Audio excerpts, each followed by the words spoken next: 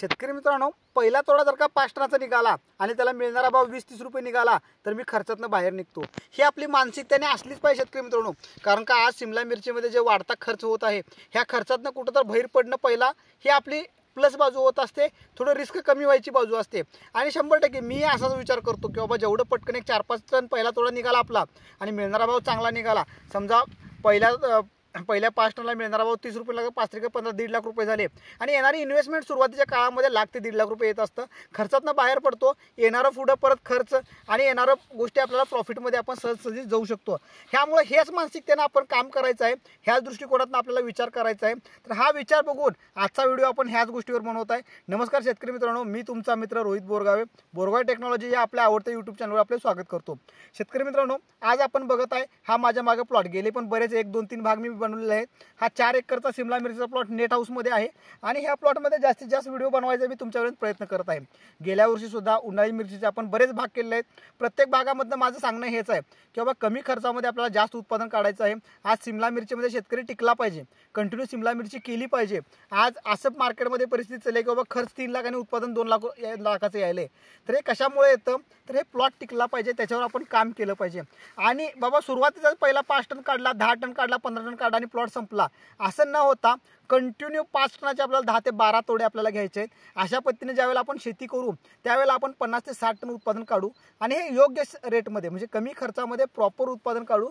आपला येणारा उत्पन्नातला खर्च वजा करून राहणारा निव्वळ नफा हा जास्त असला पाहिजे, ह्या दृष्टिकोनात आपल्याला काम करायचं आहे। तर शेतकरी मित्रांनो, आज हा बघत आहे हा प्लॉट जो आहे तर बऱ्यापैकी हा प्लॉट आता आपल्याला 1 महिन्याचा आहे आणि अजून एक 15 दिवसामध्ये आपल्याला ह्याचं फळ चालू होणार आहे। जनरली बाय कॅल्क्युलेशन असलं पाहिजे, कारण का मी कायम सांगतो शेतकरी मित्रांनो की सामान्य शेतकरी आपला कृषी उद्योग झाला पाहिजे। ही शेती करत असताना हा व्यवसाय म्हणून बघितलं पाहिजे आपण की मला ह्याला किती इन्व्हेस्ट करावलं, किती रोपं लावावलं, ह्याची किती फळं निघणार, एक झाड किती किलो देणार आणि मी ते मार्केटला पाठवल्यावर मिळणारा रेट किती असणार आहे, ट्रान्सपोर्टेशन खर्च किती असणार आहे, लागणारे लेबर किती असणार आहेत, पेस्टिसाईड किती लागणार आहे, खतं किती लागणार आहे आणि ह्याचं मेंटेनन्स म्हणजे मी नेट हाऊस घातलोय, ड्रीप घातलोय, तार काट्या, ह्या सगळ्याचा मेंटेनन्स, माझं मोटर, हे ते, ह्या सगळ्या खर्चात जाऊन आपल्याला मिळणारा प्रॉफिट किती असणार आहे आणि वर्षाला किती राहणार आहे। मिनिमम 50,000 आपल्याला महिन्याला नेट प्रॉफिट आपल्या खिशामध्ये असलं पाहिजे घर चालवायला। तर या सगळ्या गोष्टी बघितलं पाहिजे आणि सामान्य शेतकरी कृषी उद्योग झाला पाहिजे, ह्यासाठी आम्ही प्रामाणिक प्रयत्न करतो। तुम्ही चॅनलवर नवीन असला चॅनल सबस्क्राईब करा, जेणेकरून कंटिन्यू तुम्हाला चांगले चांगले आमचे व्हिडिओ बघायला मिळतील, तसंच फेसबुक पेजवरही बघायला मिळेल। तर शेतकरी मित्रांनो, त्या दृष्टिकोनातून मी जसं की तुम्हाला मगाशी म्हटलो की सगळा हिशोब आपल्यापाशी असला पाहिजे। बऱ्यापैकी 12 ते 13,000 रोपं आपल्या 1 एकरमध्ये बसली जातात शेतकरी मित्रांनो आणि एका झाडाला शेतकरी मित्रांनो मिनिमम 4 फळं लागली आपल्याला। इंद्रा सेगमेंट असेल तर आणि इंडस असेल तर 4 ते 8 फळं लागले आपल्याला। तर बऱ्यापैकी शेतकरी मित्रांनो आपल्याला अर्धा ते 600 ग्रॅम म्हणजे 500 ते 600 ग्रॅम एका झाडापासून आपल्याला ॲव्हरेज उत्पादन पाहिजे। अशा पद्धतीने केलं तर 5 ते 6 टनापर्यंत आपण नक्की पोहोचू शकतो। पण हे एका झाडाला लागलेलं आहे, एका झाडाला नाही। कुठं तर झाड मोठी आहेत, कुठं तर झाड छोटी आहेत, कुठलं झाड चुरड्यामुळा झालं आहे, कुठलं झाड व्हायरस झालेलं आहे, अशामध्ये होणार नाही। काही रोपं मिळलेत असं होणार नाही। आता तुम्ही माझ्या मागं बघू शकता, हे झाड बघू शकता, कंटिन्यू झाडं एकसारखी वाढ झालेली आहे, चांगले फुटवा निघत आहे। तर यासाठी काम केलं पाहिजे शेतकरी मित्रांनो आणि काम मी सांगतोय किंवा बोरगाव टेक्नॉलॉजी औषध वापरा म्हणून सांगतोय किंवा बोरगाव टेक्नॉलॉजी सांगते असं करा नाही, तुम्ही समजून घ्या, पीक समजून घ्या, पिकाला काय लागतं, कुठल्या स्टेजला काय द्यावं लागतं, कुठली खतं द्यावी लागतात किंवा बाबा पॉलिफॉस्फेट द्यावे लागतात, सल्फरयुक्त खतं द्यावे लागतात, काही वेळेला बॅलन्स करावा लागतो। तर या गोष्टी तुम्ही जेवढं शिकून घेशील तेवढं फायद्याचं आहे। पण जिथं तुम्हाला अडचण आहे तिथं आम्ही बोरगाव टेक्नॉलॉजी तुमच्या पाठीशी उभा आहे। तुम्हाला कुठलीही अडचण येऊ दे, माझे बरेच सहकाऱ्यांचे नंबर मी वर दिलेले आहेत, बरेच भागामध्ये आम्ही काम करतो, त्यांच्याशी संपर्क साधा, तुम्हाला शेड्यूल द्यायचा आम्ही जास्तीत जास्त प्रयत्न करू। तर ह्यामध्ये शेतकरी मित्रांनो सगळ्यात महत्त्वाचं आहे की सुरुवातीच्या काळामध्ये आपल्याला चांगले फुटवे होणे गरजेचे आहे। ज्यावेळेला आपण आळवणी पहिल्या भागामध्ये बघितले की बाबा आळवणी प्रॉपर करणं महत्त्वाचं आहे। आळवणीनंतर आपल्याकडे बऱ्यापैकी 15 ते 20 दिवस राहतात। तर ह्या 20 दिवसामध्ये शेतकरी मित्रांनो चांगले न्यूट्रिशन जाणं हे खूप गरजेचं आहे। तर या चांगल्या न्यूट्रिशनमध्ये जास्तीत जास्त प्रयत्न करा। ह्या न्यूट्रिशन बरोबर पॅरल हार्मोन्स चांगले गेले पाहिजेत। आता मार्केटमध्ये बरेच हार्मोन्स हा एक जास्त ताकदीवान असं तसं म्हणून आपण सोडतो की बाबा रिझल्ट जास्त यावा, डबल सोडतो, तिबल सोडतो, पण शेतकरी मित्रांनो ह्याच्यातली ताकद काढून घ्यायची नाही आहे आपल्याला। हार्मोन्स पण बॅलन्सनुसार गेलं पाहिजे, जेवढं आवश्यक झाडाला आहे त्या आवश्यकतेनुसारच कंटिन्यू थोडं देत राहिलं पाहिजे। ह्या गोष्टीची आपल्याला काळजी घ्यायची आहे आणि हे सगळं करत असताना खर्चाची बाजू सांभाळून घ्यायची आपल्याला।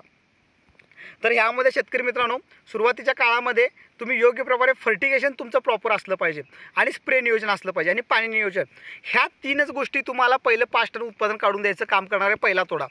ह्यासाठी बाकी ऑर्डर म्हटला तर चिकट सापळे असू देत, साईडनं प्रॉपर व्हेंटिलेशन असू दे, तुमचं पाणी नियोजन असू दे, मधलं तणकाडा असू दे, तुमची बाकीची कामं झाली, बांधणी असू दे. पण ह्या 3 गोष्टी मेजर आहेत. ह्यामध्ये पहिलं पाण्याचं नियोजन, पाणी नियोजन कंटिन्यू व्यवस्थित गेलं पाहिजे. बेड पूर्ण भिजला पाहिजे. मुळ्यांच्यापर्यंत पाणी प्रॉपर गेलं पाहिजे. अजिबात पाणी कमी सोडू नका.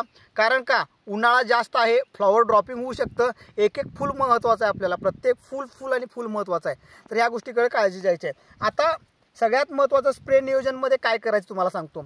स्प्रे नियोजनमध्ये तुम्हाला येणारे प्रॉब्लेम आहेत. सकिंग पेस्टचा प्रॉब्लेम येणार आहे, आळीचा प्रॉब्लेम येणार आहे, माईटचा प्रॉब्लेम येणार आहे, मावा, तुडतुडा, पांढरी माशी ह्या गोष्टीचा प्रॉब्लेम येणार आहे.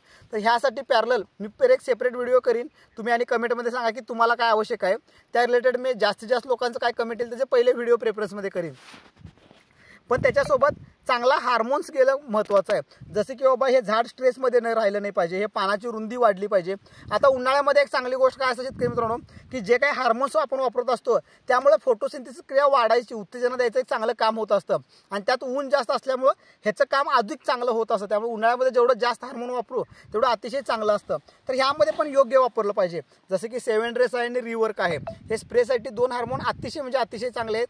ह्याचा महिन्यातनं 15 दिवसातनं एकदा कंटिन्यू तुम्ही एक हात घेतला तरी काही अडचण नाही. कारण का इतर जे काही आपण पेस्टिसाईड वापरणार आहे, इतर फंगिसाईड वापरणार आहे, तर ह्याला पॅरेलल ते सपोर्टिव्ह काम करतात. त्याचं कुठं नुकसान होऊ नये म्हणून काम करतात.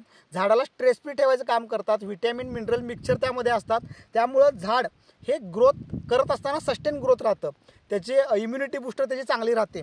तर अशा पद्धतीनं काम करतं. तर ह्यामध्ये काय काम करायचं आपल्याला की बाबा 7 सारख्यामुळे फ्लॉवरिंग रिवर्क हे स्पेशली फ्लॉवरिंगसाठी हार्मोन आहे. त्यामुळे तुम्हाला फ्लॉवरिंग चांगले येतील. आणि 7 ड्रेस जो काही आहे तो 7 ड्रेस हा फ्लॉवरिंग टिकवून चांगलं ठेवायचं काम करतो. तर अशा पद्धतीनं आपल्याला पहिल्या सुरुवातीच्या काळामध्ये काम करायचं आहे. आता तुम्ही बघू शकता की बाबा 7 ड्रेस आणि रिवर्क गेल्यामुळं प्रॉपर किती मोठ्या प्रमाणामध्ये फ्लॉवरिंग होत आहेत. आता हे फ्लॉवरिंग सुरुवातीच्या, आता इथं फळ पण लागलेलं आहे, हे फळ लागलेलं आहे. तर हे सुरुवातीच्या काळामध्ये फळ डेव्हलप होऊन हे फळाचं वाढ होण्यासाठी आणि बाकी सगळ्या गोष्टी करण्यासाठी अतिशय पटकन चांगलं काम होऊन जातं. आता हे झालं शेतकरी मित्रांनो स्प्रेचं. आता समजा यदा कदाचित कुणाचं नेट नाही आहे आणि नेट नसल्यामुळं काय तर प्रॉब्लेम होत असला तर त्या शेतकऱ्यांनी काय करायचं आहे किंवा कधी तर बी वायटलचा एक हात टाकायचा. म्हणजे 7 ड्रेसचा हात झाल्यानंतर 15 दिवसांनी बी वायटलचा हात टाकायचा आहे, ज्यामुळं फ्लॉवर ड्रॉपिंग होणार नाही. फ्लॉवर ड्रॉपिंग थांबवण्यासाठी अतिशय चांगलं काम करतं. तर ह्या गोष्टीची काळजी घ्यायची आहे. त्याबरोबर आता राहिला मुद्दा शेवटचा महत्त्वाचा, किंवा फर्टिगेशन मॅनेजमेंट कसं असलं पाहिजे. तर फर्टिगेशन मॅनेजमेंट करत असताना फर्टिगेशन तुमच्या जमिनीनुसार, तुमच्या रिझल्टनुसार, ऑब्झर्वेशननुसार कंटिन्यू करायचं आहे. खत सोडत असताना पाणी सोडल्यानंतर शेवटच्या अर्ध्या तासामध्ये खत सोडायचं आहे. खत सोडत असताना कोणतंही खत मिनिमम तुम्ही 100 लिटर पाण्यामध्ये, म्हणजे समजा 4 किलो 5 किलो जर सोडणार असला तरी त्याचं 50 ते 100 लिटर पाणी असलं पाहिजे. 10 लिटरमध्ये 5 किलो खत विरघळणारच नाही तुमचं. त्याला सोल्युबिलिटी चांगली असली पाहिजे. मिनिमम अर्धा किलो, म्हणजे कुठलंही खत बऱ्यापैकी 200 ते 300 ग्रॅम 1 लिटरमध्ये विरघळत असतं, ह्याच्या पलीकडे विरघळत नाही. तुम्ही किती जरी म्हटला तर तुम्ही चुकीचं करत असताय काय करत असला तर मिनिमम तुम्ही 100 लिटरमध्ये 5-6 किलो खत तुमचं जे काय ते घालून सोडायचं काम करायचं आहे. तर ह्यामध्ये काय काळजी घ्यायची आहे, बऱ्यापैकी शेड्यूल असं ठेवत जावा की तुम्हाला मी सांगतो त्यातली आयडिया की आता ह्याला महत्त्वाचं काय, आपल्याला फुटवे महत्त्वाचे आहेत आणि नायट्रोजन, म्हणजे पुढं शेंडा काढून फुटवे काढणं गरजेचं आहे. तर ह्यावेळेला तुम्ही 1261-0 1261-0 आहे, 1340-13 आहे, 24-24-0 ह्या 3 गोष्टीचा वापर करू शकता. पण ह्याला पॅरलल थोडा हार्मोनचा सपोर्ट मिळाला पाहिजे. ह्यामध्ये तुम्ही इन्स्प्रिनचा वापर करा ह्याच्यासोबत, ज्यामुळं काय होतं सॉईल बायोलॉजी चांगली सुधारत्या आणि जो फॉस्फरस अपटेक थांबलेला असतो तिथं त्याला चालना मिळते आणि फॉस्फरससुद्धा अपटेक होतो. जेवढा फॉस्फरस अपटेक होईल तेवढे ब्रँचेस चांगले निघणार आहेत, तेवढं फ्लॉवरिंगला चांगलं काम होणार आहे. तर ह्या गोष्टीची काळजी घ्यायची आहे. स्ट्रेस फ्री राहण्यासाठी सुरुवातीच्या काळामध्ये आणि इम्युनिटी भरून काढला थोडं मायक्रोन्यूट्रिएंट वापरला तरी चालू शकता, आधीमध्ये तुम्ही वापरायचं आहे. ह्याच्यानंतर शेतकरी मित्रांनो मार्केटमध्ये 43-0-43-56 नावाचा ट्रेश इलेव्हनचा बोरगो टेक्नॉलॉजीच्या माध्यमातून ग्रेड मिळतो. अतिशय चांगला ग्रेड आहे, पॉलिफॉस्फेट ग्रेड आहे. 10 किलोचं बकेट येतं. त्याचं एक तुम्ही 1 ते 2 किलो आठवड्यातनं फक्त सोडायचं आहे. तुम्ही एकदम जास्त सोडायची पण काही गरज नाही. 1-2 किलो दिला सपोर्टला अतिशय चांगलं काम होतं आणि हे रिपीट ठेवायचे. आणि ह्याच्यासोबत शेतकरी मित्रांनो जास्तीत जास्त परत मग रिवर्कचं आपल्याला सोडायचं आहे. रिवर्क ड्रीपमधनं काय करतं की कंटिन्यू फ्लॉवरिंग कंटिन्यू तयार करणे, ग्रोथ चांगले सस्टेन करणे, ह्यासाठी हे रिवर्कचं काम करत असतं. आणि राहिला बाकी बाबा थोड्या प्रमाणामध्ये पोटॅश गेलं पाहिजे. कारण का पोटॅशमुळे काय होतं की झाडाची बुंदा चांगला राहिला पाहिजे, पानामध्ये ताकद चांगली राहिली पाहिजे, झाडाचं हे झालं पाहिजे. ह्या गोष्टीसाठी पोटॅश पण गेला पाहिजे. आणि कुठं सपोर्टिव्हला जर का लागलं तर फार्म राईस सोडायचं आहे, जेणेकरून बाबा रूटिंग हार्मोन चांगला झाला पाहिजे, रूट कंटिन्यू चांगलं राहिलं पाहिजे. ह्यासाठी ह्या गोष्टीचा बॅलन्स करत आपल्याला न्यायचा आहे. जेवढा आपण बॅलन्स करत जाऊ तेवढा अतिशय चांगला आपल्याला होणार आहे. 3 NPK, त्यानंतर आता मेजर महत्त्वाचा मुद्दा येतो की बाबा आपल्याला सुरुवातीच्या काळामध्ये महिन्यातनं एकदा किंवा महिन्यातनं दोनदा कॅल्शियम गेलं पाहिजे. मॅग्नेशियम सल्फेट थोड्या प्रमाणामध्ये देऊ शकतो, पण सकिंग पेशचा अटॅक जे असला तर मॅग्नेशियम सल्फेट अजिबात देऊ नका. पण जर का तुमचं काळोखी पण कमी आहे, स्ट्रेसमध्ये झाड दिसत असेल तर थोड्या प्रमाणामध्ये मॅग्नेशियम सल्फेट वापरला तरी चालू शकतं. किंवा अदरवाईज डायरेक्ट जर पोटॅश वापरायची तर पोटॅशियम सोनाईट जरी थोडंफार वापरला तरी चालू शकतं आपल्याला, कारण का पोटॅशियम सोनाईटमध्ये मॅग्नेशियम सल्फेट असतंच ऑलरेडी आपल्याला. तर अशा पद्धतीने करायचं आहे. राहता मुद्दा जर का ऊन जास्त असलं, काळी जमीन असली आणि शेवाळ कुठं दिसत असलं तर थोड्या प्रमाणामध्ये सल्फर आपल्याला वापरायचं आहे. तर अशा पद्धतीने हे प्रॉपर फर्टिगेशनचं शेड्यूल बसवायचं आपल्याला. ह्यामध्ये मी जे बेसिकली 2-4 हार्मोन सांगितले आहेत ह्याचा वापर करा. हे नक्की तुम्हाला झाड सस्टेन ठेवायला मदत करतील. त्यामध्ये 7 रेस आहे, रिवर्क आहे, ड्रिपचा आहे वेगळा, स्प्रेचा वेगळा आहे, इन्स्प्रिन. ह्या खूप महत्त्वाच्या गोष्टी शेतकरी मित्रांनो. हे एवढं इतकं सुंदर काम करतं. आणि रूटिंग सपोर्टसाठी स्टार्टअप आणि फार्मराईज ह्याच्यामुळं आणि प्लस तुम्हाला जो पॉलिफॉस्फेटचा ग्रेड सांगितला आहे 04356 अतिशय सुंदर ग्रेड आहे. त्याचेच रिझल्ट आहेत शेतकरी मित्रांनो. हे अतिशय सुंदर पटपट त्याला उचलून देतात, आपटेक करून देतात. आणि पॅरल 1261 1340 2420 ह्या खतामुळं कंटिन्यू एक चेन तयार होते. फर्टिगेशन चांगलं जातं, झाड हॅप्पी राहतं, सस्टेन राहतं. आणि हेच फळ आपल्याला कंटिन्यू वाढवत न्यायचं आहे.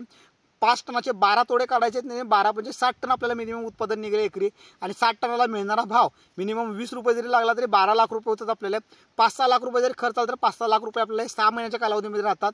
आणि 6 महिन्यात जर का 6 लाख रुपये नेट प्रॉफिट झालं तर 50,000 नेट पगार आपल्याला महिन्याला पडतो शेतकरी मित्रांनो. बाय कॅल्क्युलेशन ह्या पद्धतीनं वर्क करायचं आपल्याला. सिमला मिरचीमध्ये 100% सक्सेसफुल व्हायचं आहे. सिमला मिरचीमध्ये तुम्हाला काय पण अडचण असू दे, तुम्ही 100% आमच्या सहकार्याशी संपर्क साधा, कमेंट करा.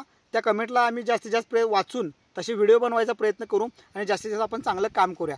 धन्यवाद शेतकरी मित्रांनो. तुमच्या सर्वांचं प्रेम आणि सहकार्य असं असू दे. व्हिडिओ कसा वाटला नक्की कमेंट करून सांगा.